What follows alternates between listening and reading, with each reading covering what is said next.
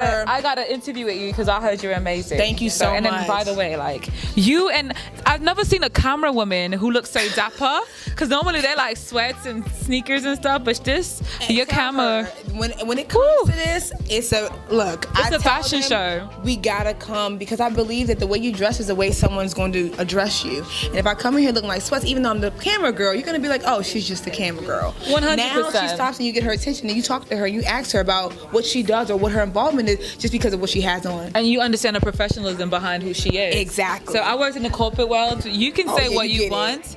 But people be like, oh, it shouldn't matter what I'm wearing. But Absolutely, it does. 100%. Because especially if you're handling like $1 million accounts, 100%. They want to see that somebody who, looks of a particular genre is going to be taking care of that. So, I'm in the corporate world myself right now. I'm a property manager as well. Oh, and awesome. I don't play about how I look because there's a lot of different reasons. I have locks in my hair.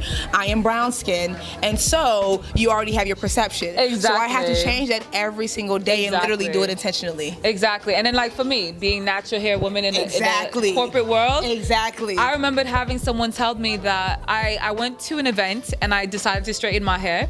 And someone, when I came back, was like, oh, your hair straight looks so much more professional. And, those are the jabs that sometimes other demographics, that's what they feel like. Yeah. So, and I remember thinking like, oh, no, not so really. My curly hair looks professional too. Exactly. And it's as dressy and professional as I want it to be. Wow. Right? Wow. So, and I feel like it's great to know that in the corporate world, they just passed a law saying that even if you have like an afro or locks or whatever you want in your hair, they can't discriminate. Against you. Exactly. And now it's officially a law against it, federally approved law, which is amazing. Isn't it also make you think like, why do we even have to go that far to making it a law? Why is our appearance that much of a thing that you guys will take away our brain, take away our voice because of how we look? Individualism is not really preached in society. So that's the simplest answer, I think. So I don't really think about it because when I look at the school systems, even what I tackle, which is financial literacy, it's individualism, teaching kids how to become entrepreneurs and not worker bees. Yes. The first way of stopping a person from becoming an entrepreneur, becoming that individual, is by making them wear uniforms. I want you all to fall in line. It's easier to control you if I could tell you what to wear, how to look, and how to think. Exactly. So that's kind of where it starts. So what do you think about schools in the system? The school system, I'm not sure where you're from actually.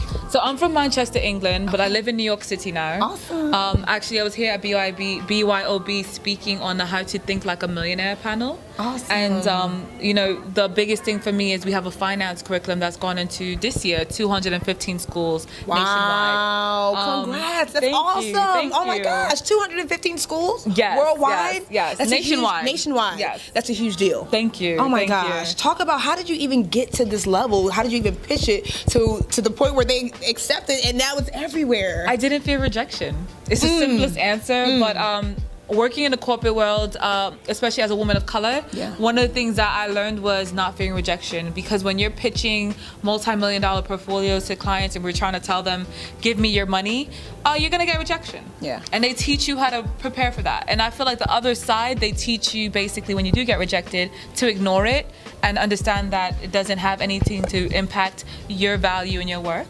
So that's one. And then two was really, I've also worked, I am an investor in real estate. And when you invest in real estate, if you like to find your own properties like I do, like pre-foreclosures, a lot of times when you're finding pre-foreclosures, you're calling hundreds of people's houses and they're going to tell you, no, don't call my effing phone. They're going to be expletives. They're going to be nasty. Yeah. So I never feared rejection. And so getting my curriculum into so many schools, in our first year, we did 137 schools. This is our second year, we're doing 215. Wow. And it's because I called 1,000 schools and I wasn't afraid to hear the word no. Wow. And it's one principal or a budget person told me no, then I was like, let me find a yes in that school or find a way around this or show you my value. So once the 4 schools around you said yes, I would send you another email, follow up and say, hey, 4 schools around you said yes. Do you want your kids to be behind theirs? You know, so I play little games because I'm like, worst case scenario, you're gonna just tell me don't email me ever again. Right, that's it. You know, right? So what's the worst you could do? Like, it's not like you're gonna kill me because I called your house or something, or went to an interview and you told me no in person. And I've gone to interviews in this rain and snow with my son on my hip, who's 4, and back then he was like 2. And I've gotten no's with him on my hip, right? And I've had schools that I had to not interview because they were like, you can't bring a child to the interview. But sometimes, you know, I'm a hands-on mother. So I was like, oh, I'm in a position that I can say, you know what? This interview is not meant for me. Maybe not this school, not this year. Yeah. So that's how I did that. There's a certain light that you bring. And this is a light of fearlessness. Yes. So talk about your process on becoming that, because this is something that affects everyone. Everyone's afraid to do anything to move forward, and this is what stops a lot of businesses, a lot of brands. So talk about being fearless. It's not that I'm fearless, to be honest. I have fear, but my fears are different. Like, money is not my God.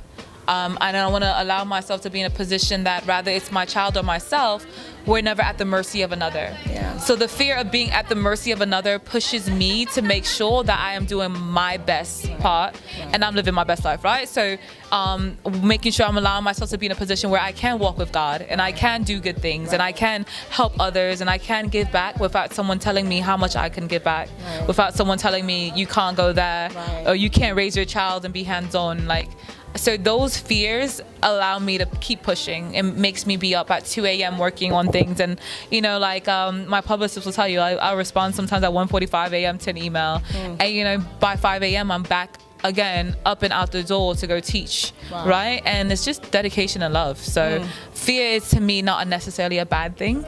I do have fear, but my fear pushes me. What's your why? It was my son. Yeah. My son was one. And the second thing was really, I just wanted to see my people win. Yeah. I was tired of seeing my people struggle or just not get the contract because they didn't know the language. You know, I worked in a corporate world that I was far and few in between. And I would walk into a room, even when there were women, there wouldn't be women of color. Or, you know, and if there was a woman of color, she was afraid to even make eye contact with me because she didn't want them. She didn't know what kind of a black woman I was going to be. And, you know, there's this perception that sometimes black is ghetto. Right, okay. And she's like, oh, I can't really look at her because if she ends up being a disgrace, I'm like, you know, and I was... That's real. It's real. And it's our reality in the corporate world. And I just wanted to take a dent in that narrative. Yeah. You know, I'm just tired of our people not even being able to look at each other in the eye. So I've learned a couple things out of this conversation, and one is to continue to beat all the odds, and the second one is there's no excuses. Facts. You are making so much happen. You are a go-getter. I feel your spirit. I feel your drive, and I'm a vibe person, which is honestly, even the questions I've asked you, some of them I wait till the end, but your vibe has allowed us to have this conversation very organically, and you know, just the way we started. So you're incredible. Now, within this, you have this incredible book that you're holding. Please, let's talk about this. So when I left the corporate world, the first thing I did, I wanted to write this book. So I wrote a book called Wants vs. Needs, which was a financial literacy book for youth. So this was the base of my curriculum. And then within 2 months of writing the book, I wrote my first finance curriculum, and then I test piloted it. And that basically, so up to date, we've had 10,000 books in the school systems and sold. And so that's really exciting. This is huge. And this is huge. Like, I'm sorry, like it's almost overwhelming me, because this is what we all preach about. We don't talk about finances in the schools. So we all go through school from pre-K to college or whatever, or high school, and we don't talk about school. You're changing the game. You're changing the narrative right now. This is amazing. And let me ask you something. Your book is in which schools, or is it a certain demographic? 200. Or is it just... So I don't discriminate. Okay. And just to, you know, clarify, like, so when I say we went into 215 schools, 40 of those schools we did for free. Wow. And I was saying earlier, and I'll say it a million times, oftentimes I find people who are the gatekeepers, who have the knowledge or who have the financial meaning to really and backing to help uplift our kids, they won't do it for free. They won't. They won't go to an inner city area, or they'll be afraid of the area. Those are my people. I've been to Compton, California. I've been to Irvington, New Jersey. I mean, you name it. If there's a city, if those are my people, I'm willing to go there. Yeah. Right? Just give me the opportunity. Yeah. And I've given back. And every time I go, if I get a big contract, like let's say Malibu, California, then my next goal is to find an urban area nearby that I can donate some time to. Rather it's financial knowledge or a book or two or just something. Because I feel like if we're taking, but we're not giving back to our community, then we're in trouble. You're saying literally, you are preaching this. I literally just had a conversation about why it's so important to give. Oftentimes we want to take first, we never want to give, and that's why I know you're going to be successful. Thank you. 40 schools for free, that's amazing. Okay. Thank you. Now tell everyone how they can find you and follow all the incredible things that you're doing. kidswhobank.com or .org, whichever you prefer, or social media, Instagram, Facebook, Twitter, Kids Who Bank. Everything is Kids Who Bank, KIDSWHOBANK Bank. And it's really about uplifting our people. And we don't just do youth, but we do adults too, because we understand that if you're an adult, we want you to get closer to the 0% in taxes paid versus that 33%. So, it's time to get our money back. Yes, Yeah. I love this. And what's next? What's next? I know you have a huge goal. I have 2 trademarks pending right now. Okay. And one of them is corporate people time, which is CPT. Because CPT, everyone says colored people time. Right. But in actuality, having worked in the corporate world, white people show up late too. Asian people show up late too. Everyone shows up sometimes late. Right. Every demographic has that, right? But only black people seem to have this CPT. Right. So I want to change the narrative on that and call it corporate people time. So I'll be there on corporate people time. It's going to be my thing. And then Money Is Not My God is my other trademark pending. So, you'll be seeing me with those T-shirts. And now I'm going to be really tackling the e-commerce world with Money Is Not My God and CPT, corporate people time, instead of colored people time, because us as black people, we show up on time too. Let's get that clarified. Yes. Love this. This is a game changer. I will get my shirt, and I'll have my shirt on representing. Thank you. This was an incredible interview. And I'm gonna take your information because I'm gonna send you a shirt. Yes. And and we're gonna cyber stalk each other on social media. Thank you so much. I'll get a free shirt.